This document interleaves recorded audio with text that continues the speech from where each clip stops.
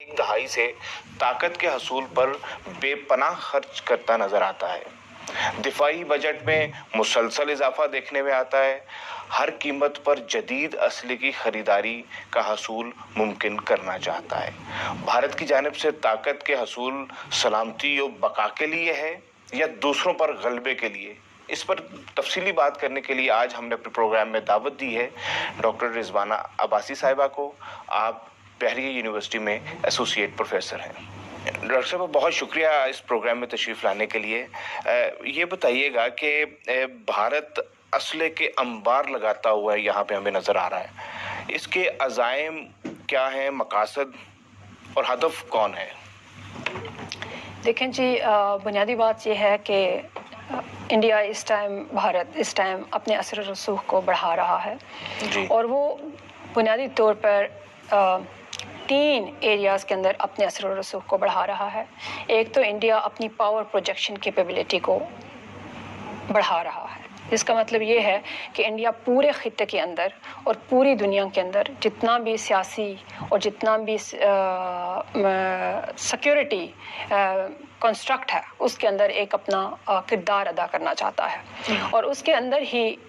India اپنا جو ہے دفاعی اور دوسرے لیول کے اوپر معاشی جو اپنی ٹریجیکٹری ہے اس کو امپروو کر رہا ہے۔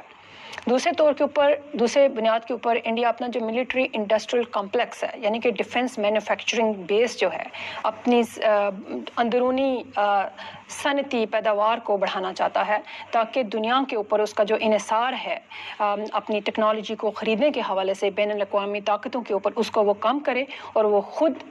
مختار ہو جائے کہ اپنے اندرونی طور پہ وہ ایک ہر طرح کی ٹیکنالوجی، وہ اسلحہ جس طرح کا بھی ہے وہ اپنے اندرونی طور پر پروڈیوس کر سکے۔ اسی حوالے سے وہ کو پروڈکشن اور کو ڈیولپمنٹ کے بہت سارے انڈسٹریز اپنے انڈیا کے اندر لگا رہا ہے اور آگے امریکہ اور بڑی طاقتوں کے ساتھ مل کے اس پہ کام کر رہا ہے۔ تیسرے لیول کے اوپر جیسا کہ میں کہتی ہوں، انڈیا اپنی کیپیبلٹی بیس پلاننگ کے اوپر کام کر رہا ہے، جس میں اس کو اتنے زیادہ سلامتی کے اوپر خطرات نہیں ہیں، کیونکہ اس ٹائم انڈیا کا جو دفاعی حیثیت ہے وہ اتنی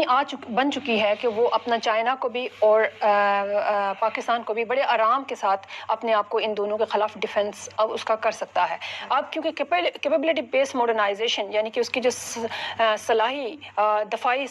صلاحی جدت ہے، وہ اس کو بڑھانا اس لیے چاہتا ہے تاکہ وہ پوری دنیا کے اندر اور ریجن کے اندر ایک گریٹر پاور کے طور کے اوپر امرج ہو سکے۔ تو میرے خیال سے بنیادی مقاصد یہ ہیں۔ ٹھیک ہے، لیکن اوورآل ہم جب دیکھتے ہیں ان کی ماڈرنائزیشن، ویپن ماڈرنائزیشن ہے، ملٹری ماڈرنائزیشن ہے، اس میں وہ مصروف ہیں۔ 6 نئے ڈویژنز جو ہیں وہ تشکیل دیے گئے ہیں۔ اسی طرح دیکھتے ہیں امریکہ، روس، اسرائیل سمیت دنیا کی دیگر جو منڈیاں ہیں جہاں سے اسلحہ خریدا جا سکتا ہے وہ خرید رہا ہے۔ اگر ان کو پاکستان اور چین سے خطرہ نہیں ہے تو پھر یہ کیوں؟ یہ تھوڑا سا یہ آپ دیکھیے کہ پوری دنیا کا اور اس خطے کا نظام بہت بڑے لیول پر تبدیل ہوتا ہوا آپ کو نظر آ رہا ہوگا،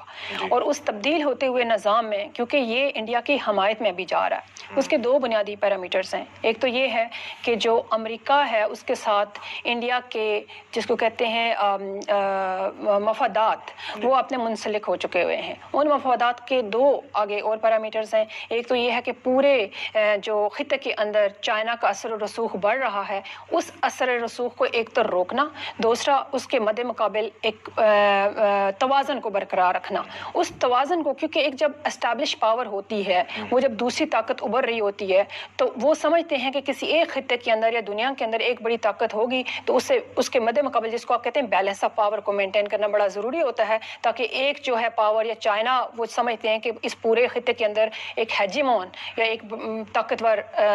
حیثیت کے ملک کی حیثیت سے نہ آئے، بلکہ اس کے ساتھ بیلنس آف پاور کرنے والے یا دوسرے جو بیلنسرز ہوں وہ بھی ہوں۔ اس میں وہ جاپان، ساؤتھ کوریا اور انڈیا، ان تینوں کے ساتھ مل کے امریکہ بڑے اہم منصوبوں کے اوپر کام کر رہا ہے۔ تو انڈیا کا ایک تو اس کے اندر کردار بڑھا رہا ہے، دوسرا یہ کہ انڈیا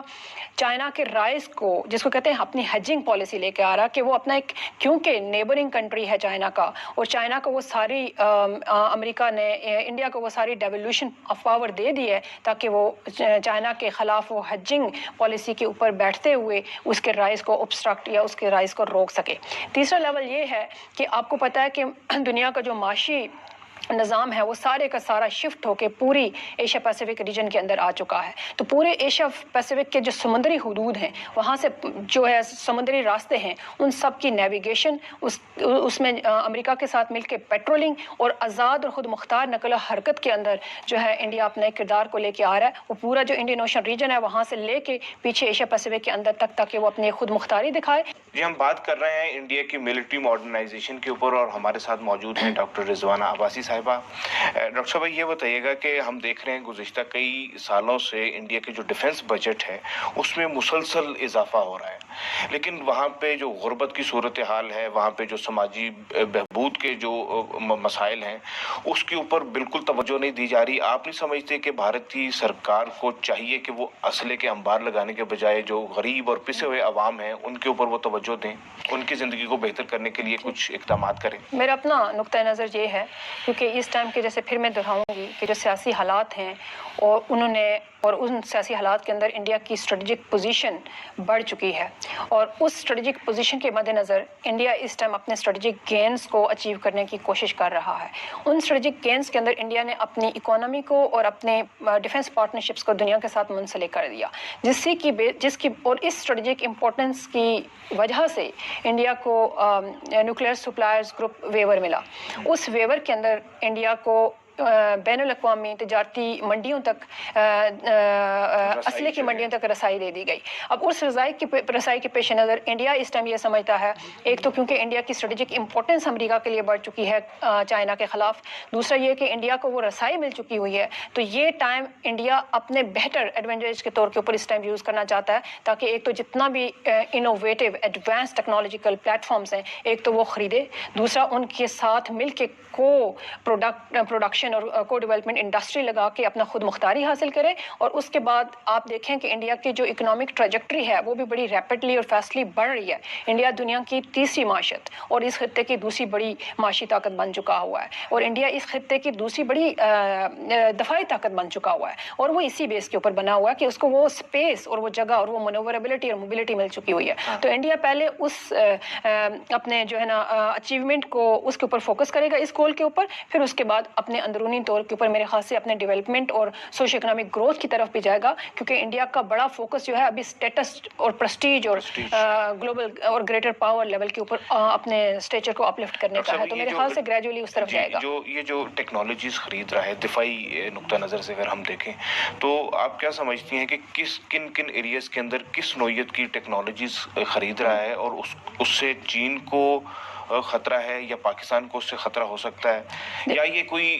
انٹرنیشنل کوئی ڈومیننس کی یہ کوئی بات ہو رہی ہے، یا جی بالکل بنیادی طور پر گریٹر پاور اسٹیٹس اچیو کرنے کا میجر ایم اور گول ہے. اس کے اندر روایتی ہتھیار اور غیر روایتی ہتھیار دونوں بہت بڑے لیول کے اوپر خریدے جا رہے ہیں. اس کے اندر ہارڈ ویئر، ٹیکنالوجی اور نالج بیس جو کیپیبلٹی ہے اس کے اوپر بھی دنیا سے سپورٹ یہ حاصل کر رہے ہیں، جس میں خاص طور پر امریکہ خود ان کو مدد دے رہا ہے. اور امریکہ کے جیسے میں نے آپ سے کہا کہ ان کے مفادات اس ٹائم